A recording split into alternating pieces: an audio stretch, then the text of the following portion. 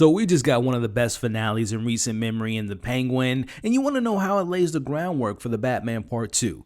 Well, you found the right video to watch because I have some ideas about how the final episode did exactly that. But first, let me hear your thoughts about this final episode, and what theories do you all have about how it sets up the Batman Part 2, and what do you hope to see moving forward in this Elseworld universe, and is there another character that you would like to see get a Penguin-like series next? Let's talk about it all in the comments below. Oh, just a heads up, I do have a completely separate video that goes over all the details about the finale of The Penguin that you all can watch after this video, but with all that being said, let's get into this breakdown. Spoilers ahead. Now let's talk about the facts before getting into my theories. Now this is coming straight from Matt Reeves himself as he talks about how this finale sets up the Batman Part 2. The thing is that he's not the same character that he was in the first movie, so the idea that we now have this entry point where Batman is going to be meeting this character in a different place in his life, and that it's going to go to, again, continue to flesh out the picture about the nature of the corruption in Gotham and the darkness. That, to me, I sort of see all these things we're doing as a meditation on this place, a place that is filled with such desperation, but yet draws people to it. And you see people kind of fighting and struggling to be here. It never seems to get any better despite all efforts. And thank God it doesn't, or there wouldn't be a need for Batman. And then we'd be in trouble because we love Batman. But in that way, I think the idea that we're going to delve into that story, it's sort of teased in the last episodes of this, the kind of how the system works and how these things work. And I think the idea of being able to dig deeper into the true reason for the perpetual darkness of this place is one of the exciting things that I'm excited about for the movie. Now this is coming straight from The Hollywood Reporter, as it reports that the Penguin will appear in about 5 to 6 scenes in the Batman Part 2, and Colin Farrell himself confirmed that he signed on to another film, meaning that he will be a part of the Batman Part 3. And I just gotta say this now, I love the fact that Matt Reeves' Batman universe takes advantage of the reoccurrence of these villains, and that's the thing I love about Batman, whether it's reading the comics or seeing the animated shows or some of the live action movies. That's the beauty of Batman's villains. They keep coming back over and over and over again. They never really get eliminated, so I love the fact that we get to see the Penguin not only in Part 2, but he'll also be a part of Part 3, which is so exciting to me. Now before getting into the full breakdown, let me give you guys a quick recap of how the last 15 minutes ended in the finale of The Penguin. Now after getting Sofia Gigante out of his way by sending her back to hell, aka Arkham, we see Oz decides that he can't have any more room for weakness, as this leads to him killing his young protege Victor, even as he's begging for his own life. From here we see Oz return to his penthouse that he promised to give his mom, as we see him in his complete delusional state of mind dancing with Eve as he has her dressing just like his mom and making her say things that he wish he could hear from his mom.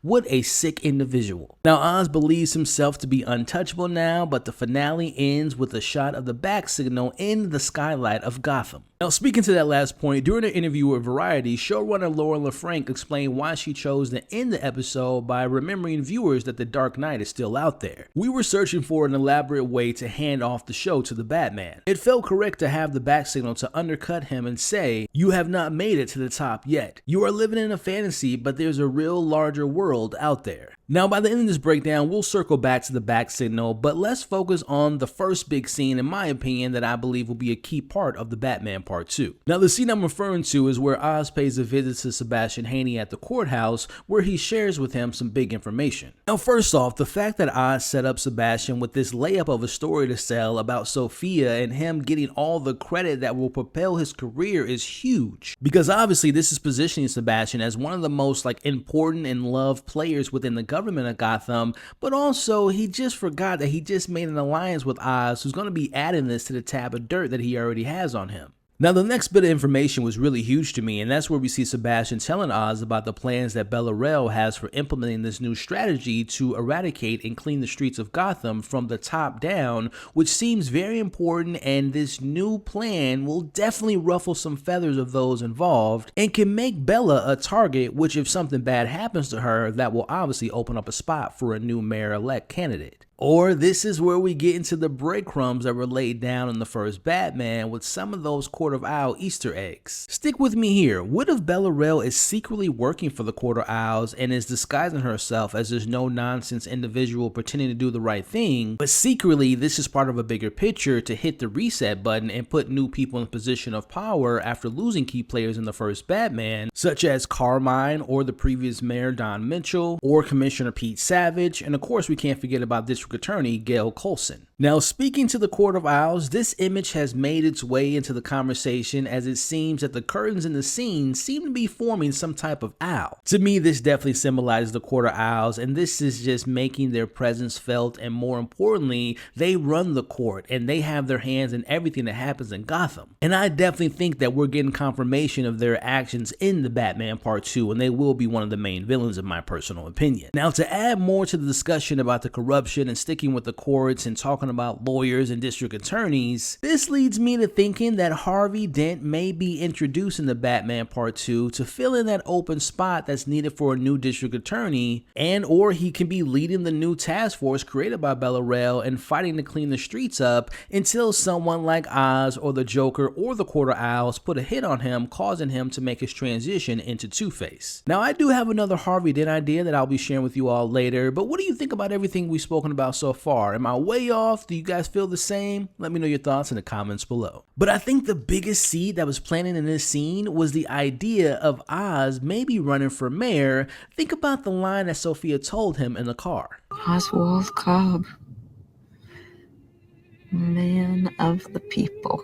Now, even with Oz giving Sebastian the credit, people of Crown Point will definitely appreciate what Oz did for them with getting the lights back on and providing income in their pockets for the ones who were pushing Bliss before Sophia blew up their spot. Look, we all know that Oz's superpower is selling people of ideas and motivation and manipulation and giving power to the powerless. And being a man of the people will definitely be a slogan that I could see him running with, and him stealing that idea from Sophia, who coined it. Now, Oz running for mayor isn't out of the question, and there's some precedent for this in the comics and even in the Batman Returns. Which, on a completely different note, it's crazy how sometimes art can imitate real life, with newly appointed president of America and looking at people with controversial morals and backstories. I mean, even next year, we're getting Wilson Fisk, aka Kingpin, who's going to be running for mayor in Daredevil Born Again, and looking ahead in 2026, we're basically getting Homelander, who's going to be basically the president in The Boys' final season, and you can possibly add Oz running for mayor by the end of the Batman Part 2, which is also coming out at the end of the year of 2026. Now, moving into the next scene that could definitely be a plot in the Batman Part 2, and that's Sophia and her half-sister Selina Kyle. Now, going back to the Penguin, we never saw Sophia seen leaving Arkham, but we all know that she was in there for 10 years and that Julian played a part of her getting out of Arkham. Now, I wouldn't be shocked or surprised if he played a part of her getting out again, but the question is, will it be done legally or illegally? Now, let's go with the legal route first, and this is where Harvey Dent comes back into play. Let's assume that Selina Kyle, or in a form of betrayal towards Oz, we see his girlfriend Eve, one of them hires Harvey Dent and goes in to talk to Sophia to prove her innocence, that she wasn't the hangman,